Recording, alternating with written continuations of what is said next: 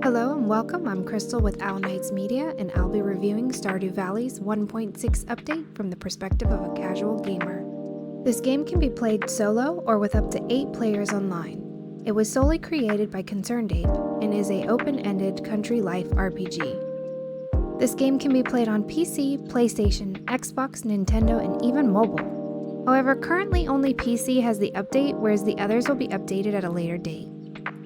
There are several things I'd like to talk about, from small things like the visual improvements to the big things like new events and NPCs. So without further ado, let's dive right in. One of the small things I'd like to talk about that made a huge difference for me is how the ingredients are now color-based.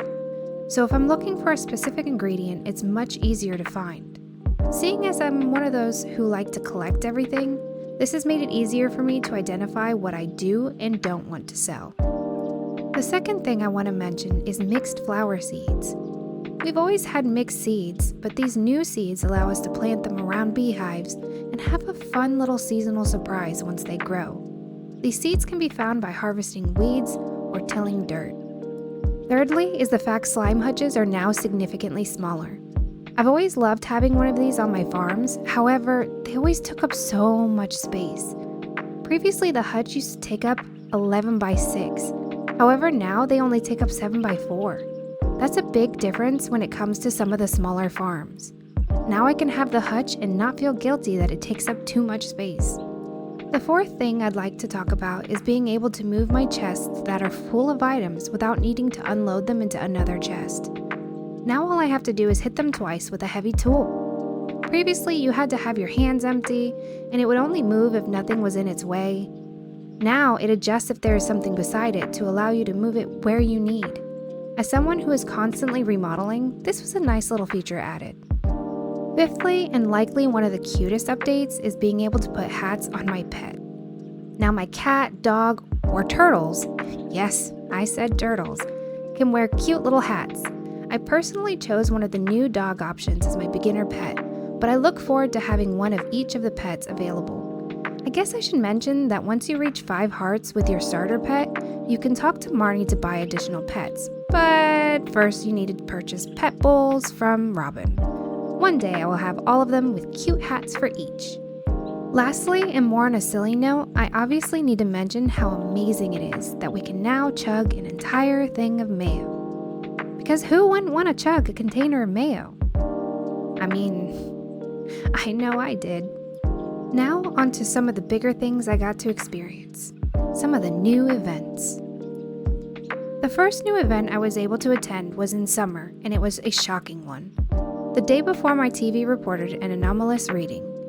When I woke up, everything had a green hue and my TV couldn't report anything. This was a fun event that changed the entire map with weeds and moss.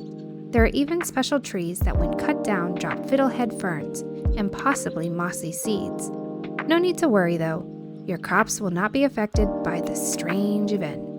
The second big event I got to attend, which was also in summer, was the Trout Derby.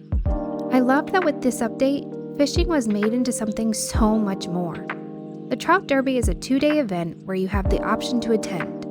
You spend time catching fish and hoping you catch a rainbow trout with a golden tag. Since this event is so early on, it's a great time to level fishing and get great rewards doing it. On the note of fishing, I also want to mention a few other fishing-related updates. We now have several new baits at our disposal, as well as a fish smoker that will allow you to double the price of fish. However, my favorite new fishing addition is unlocking new bobber styles. For every 2 new fish that are caught, you unlock 1 new bobber, with a total of 39 different styles to unlock. I look forward to trying out all the different looks. Another few big things I enjoyed are some of the new NPCs. I've only met 2 this far in my playthrough, so I'm not sure if there are more. However, let's go over the 2 I have met and what I liked about them. The first NPC I met was the bookseller. This cute little shop appears twice a season and allows the player to have access to an assortment of books which do things as simple as gaining experience to learning any Queen of Sauce recipes you don't already know. I love the addition of these books and the fact that you can not only buy them, but you can find them randomly while doing your day-to-day tasks. Secondly, I met an adorable little raccoon that appeared after a strong wind knocked over a giant tree. Once you interact with the sump, you will begin a quest line of repairing and helping out the little guy. Now, I haven't seen much, however, what I have seen seems relatively easy to achieve. I look forward to seeing what all this NPC will unlock for me. Last thing I want to mention from the 1.6 update is the new farm. I'm absolutely in love with it. This new farm is known as the Meadowlands Farm. It's very spacious, but more importantly, it starts you with a coop and 2 chickens. It has a special kind of bluegrass that grows, which when consumed will allow your animals to increase friendship twice as fast. This means higher quality items faster for you, which in turn means you're able to progress faster money-wise.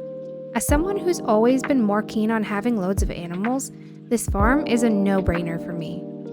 To wrap things up, I'd have to say even though I barely touched on this update after putting in 30 plus hours, it's got me hooked on Stardew once again. This is definitely an incredible update and I look forward to playing it much more. On that note, I'd like to thank you for listening to a casual gamer review of Stardew Valley's 1.6 update. And again, I'm Krystle with Owl Knights Media and I hope to see you soon. Bye!